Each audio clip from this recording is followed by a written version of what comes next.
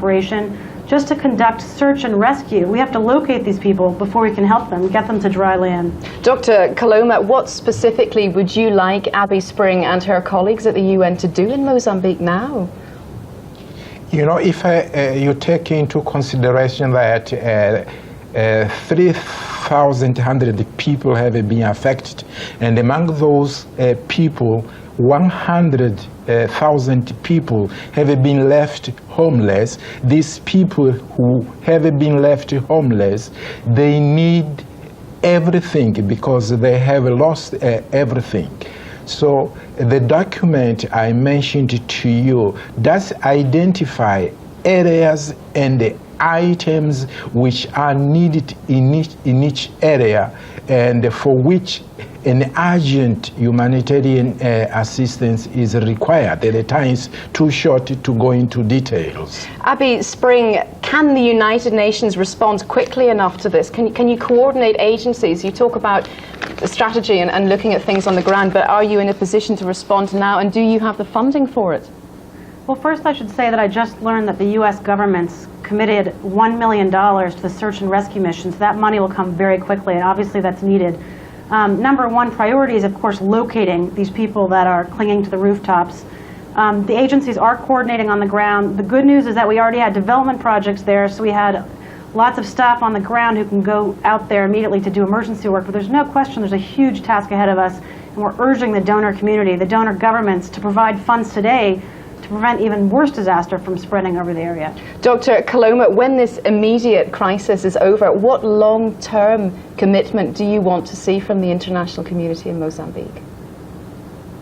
Well, the document which has been produced by the government entitled Mozambique Floods is a document, a preliminary assessment of the damages and a preliminary estimate of the amount of money needed in the next 6 months only, from February until August. This is a medium term, if you wish. But in long term, I think the estimate of both of money and the items will be very much higher than what is presented in this first preliminary assessment. Dr. Eduardo Coloma speaking to me a little earlier. The Prime Minister of Rwanda has resigned over allegations of misconduct. Pierre Celestin Rwigema faces accusations of corruption and mismanagement. In his resignation letter, he said a hostile media campaign into parliamentary inquiry that found him guilty of embezzlement had made it impossible to fulfill his responsibilities. The US presidential hopeful John McCain has launched a stinging attack on one of America's influential religious lobby groups, the Christian Coalition. On the eve of the primaries in Virginia and Washington state, the Republican contender accused them of carrying out a smear campaign against him and distorting his views on abortion. The US Secretary of State, Madeleine Albright, has dismissed suggestions that she should stand for the presidency of her native Czech Republic, but added that she was flattered by the proposition. Mrs. Albright was born in the country, but emigrated when she was 10. Under the Constitution, the current president, Václav Havel, must leave office in 2002. Clashes have broken out in the southeast of Nigeria between Christians and Hausa-speaking people from the Muslim north. Witnesses said at least 30 people have been killed in the town of Aba and a mosque set on fire. The violence is said to have broken out when the bodies were returned home of local people killed in clashes last week in the northern city of Kaduna. Hundreds of people died there during violence linked to plans to introduce Islamic law in Kaduna state. There is now an exodus from Kaduna. People terrified by the communal violence here fear there could be more of it, and they're either getting out of town altogether or moving from one district to another. This is a city which has been devastated by rioting. Both communities, Christians and Muslims, attacked each other last week. Churches and mosques alike were destroyed, and though the death toll has officially been put at 400, officials here have privately told us it could be far higher than that. Many of the dead have now been buried in anonymous mass graves. Victims were often burned to death, bodies unrecognizable. Some had tires put over their heads, which were then doused in petrol and set on fire. Others were hacked to death by machete, many simply shot. The violence here in Kaduna was ignited after Christians protested against the idea of introducing strict Islamic Sharia law in the state. The issue of Sharia is not only controversial in the north of Nigeria, it is potentially explosive, and it's causing deep concern to the new government of this country, democratically elected after years of military rule. Ben Brown, BBC News, Kaduna in northern Nigeria. This is BBC News, a reminder of the headlines. Jörg Haider has resigned as leader of Austria's far-right Freedom Party, but denies it's a response to international criticism. Efforts are continuing to rescue tens of thousands of people from devastating floods in Mozambique amidst reports that water levels are to rise again. Coming up later in the programme, struggling for survival, Mongolians are suffering their worst winter for 16 years, with some rural communities becoming reliant on international assistance. But first, with the business news, here's Richard Quest in New York. Hello. There's a nasty row brewing over who should head the IMF after the White House said it wouldn't support Keo Kokweisa, the candidate being put forward by the European Union. Joe Lockhart at the White House said that the administration hoped a European candidate would be successful, just not this one. The President spoke to Chancellor Schroeder on Saturday on the telephone. In that call, he stressed the importance of the IMF managing director position and the need for a strong candidate of maximum stature who would be able to command broad support from around the world. In that context, the President told Chancellor Schroeder that the United States is not prepared to support the German candidate. Our objective remains to work with Europe to find a strong European candidate who is able to command broad support, including from the emerging markets countries. But late on Monday, Europe continued to put forward Keo Kokweisa. The other candidates are Mr. Yusuke Sakakibara from Japan and Stanley Fischer, the acting managing director of the IMF at the moment. On Wall Street, it was the blue chips that was the big gainer.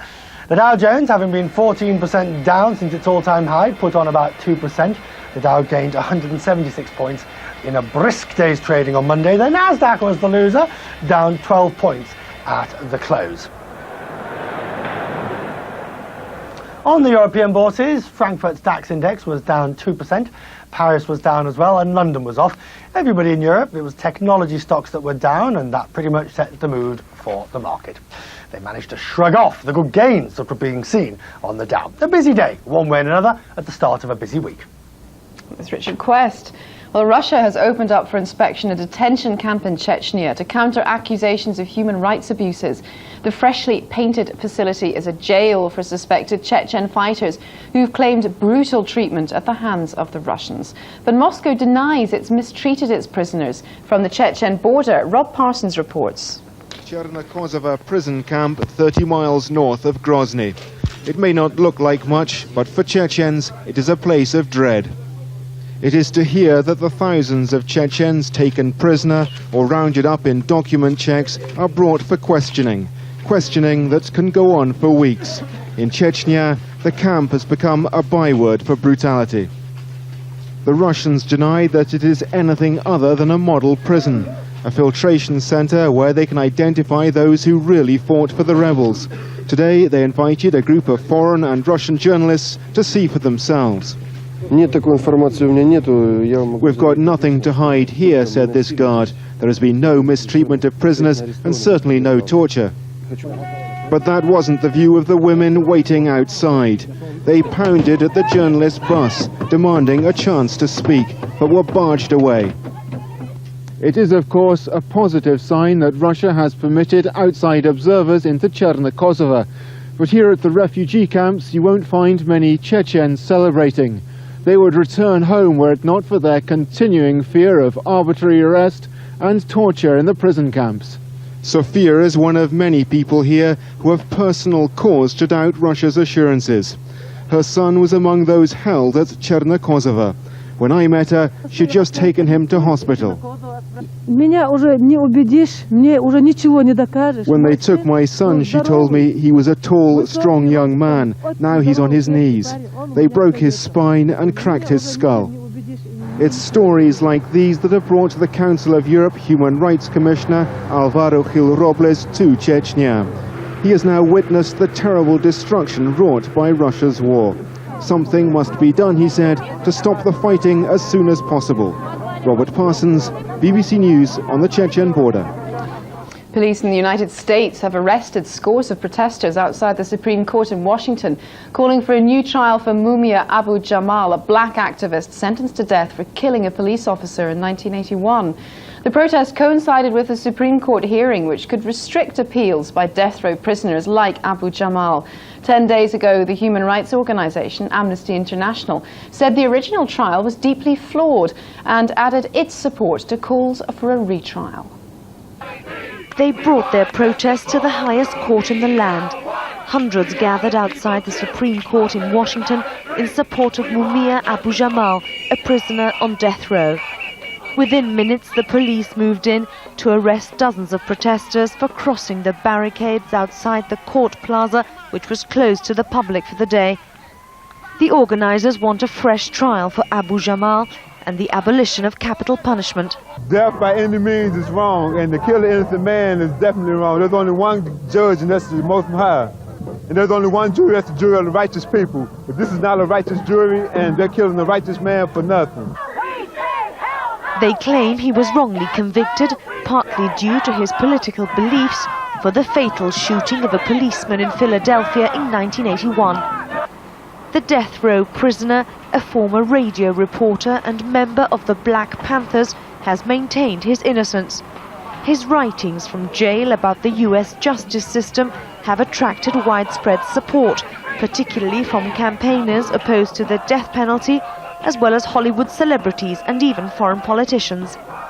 The case of Abu Jamal, together with recent stories of police brutality, have struck a chord with many African Americans who feel they are vulnerable to mistreatment by the police and the criminal justice system.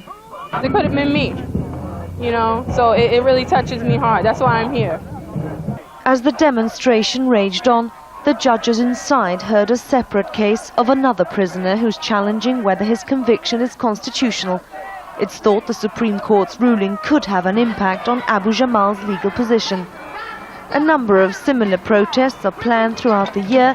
The organisers hope that they will act as a catalyst for wider public